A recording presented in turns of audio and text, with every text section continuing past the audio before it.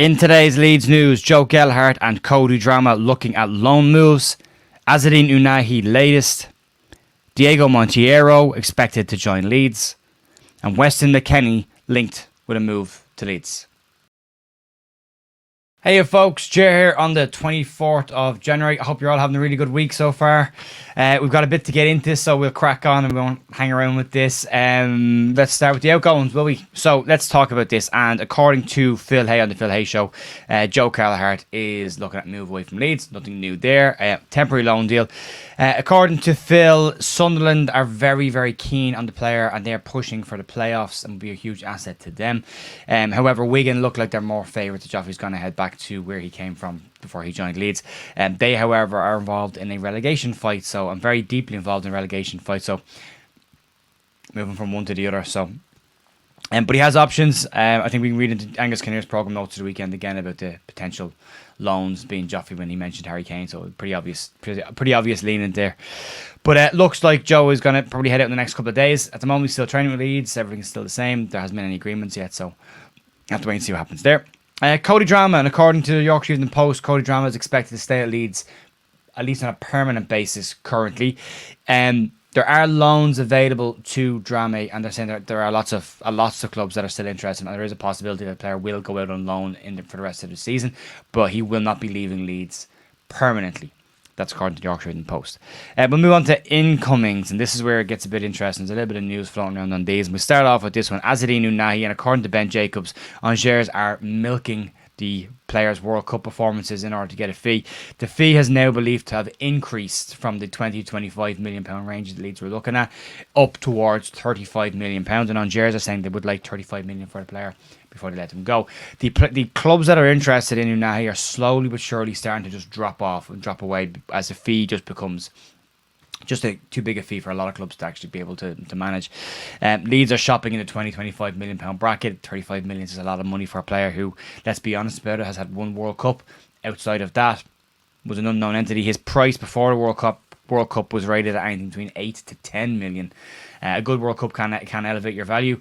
This is huge. This is a huge elevation. 35 million is a lot of money. So, however, I will caveat that by saying, according to Fabrizio Romano, Ounahi is still a player on Leeds' list, but they could be just waiting now to see what happens as the window moves on and gets closer to deadline day. Will Angers flinch and drop the fee a little bit, and Leeds can nip in and get him? But there's a bit of work to be done on that one at the moment. If you listen to Phil Hay's show yesterday's show, what you'll hear is him talking about transfer windows, and what he says about them is a lot of clubs will wait now, keep their powder dry and wait and see what happens, see if other dominoes start dropping elsewhere before moves start to be made for players that they want to get at fees that they actually want to pay.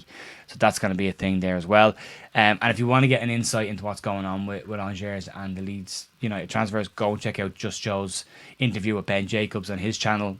It's an excellent interview, and it's a really good insight into what's going on behind the scenes. Ben gives a huge amount of information about it, so go check that out as well. The next one, Diego Montero is looking more and more likely that he will be linking up with Leeds. A couple of little issues just to either jump over, a couple of hurdles to jump over, or a couple of days to wait for a few bits and pieces. But it's widely expected that he will join, and according to the Tribune de Geneva, the player did travel to Leeds with his father to have a look at Elland Road, have a look at Thorpe Arch, and have a look at the place.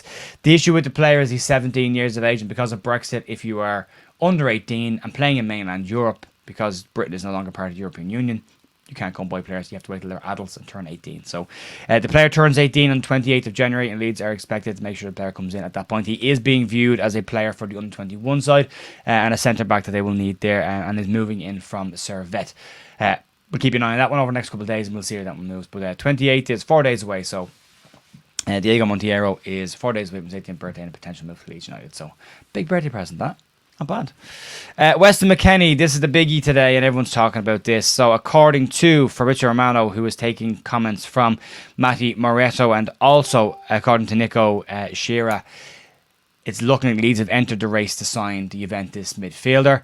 What they're saying is Aston Villa are also interested in the player, but according to Gianluca Di Marzio, Leeds, he's revealing 24th that Leeds have made contact with Juventus and have started negotiations to bring the player to Leeds. As I've said, Aston Villa are heavily involved with this. Bournemouth were involved as well. The player has turned down a move to Bournemouth earlier this week. You're looking at a fee in the region of 20 to 25 million euro. That's probably somewhere in the region of 17.5 million to 22 million pounds, roughly. Don't hold my maths against me here, but ballpark. What's interesting here is Nicola Shearer and a Juventus blog pretty much have said that Juventus would prefer if McKennie chose Leeds rather than Villa or another club. That's all the detail he's given. What you can read into that is maybe Leeds are doing what they did with the Kettler last year and other players. Leeds are offering more money up front. And if Leeds can structure that deal properly, maybe it's more beneficial to Juventus, who would like the player to go and would like to get a good sum from. It's an interesting one, and again, it'll divide opinion. I mean, we've already seen it this morning, there's people complaining about it, and it's the same thing again. It's because he's American. Let's just call a spade a spade. It's not for any other reason. It's because he's American. He's one of Jesse's guys, which is just nonsense. There's a lot of that going around on Leeds Twitter at the moment. So, yeah, there's a lot of people happy to see him coming in, and he's a good midfielder. He's played Champions League for a good side. He has played in a good league. He has a good standard. And he's a couple of World Cups behind him. So, it's another option there.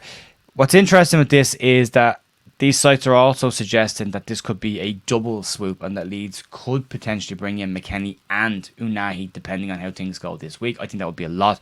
I think if Leeds were to do that, you're probably looking at a player going out as well as one coming in. But it would be a drastically different looking Leeds team if you bring in Ounahi and McKennie into that team as well. It really changes the look of that 11. So, but that's pretty much it. It's some interesting stuff there. So Joffe and Cody looking at loans. As in Ounahi, Diego Monteiro and Weston McKennie, the three that have been linked. McKennie has obviously been linked with Leeds earlier in the window as well, but it's going to be interesting to see over the next couple of days.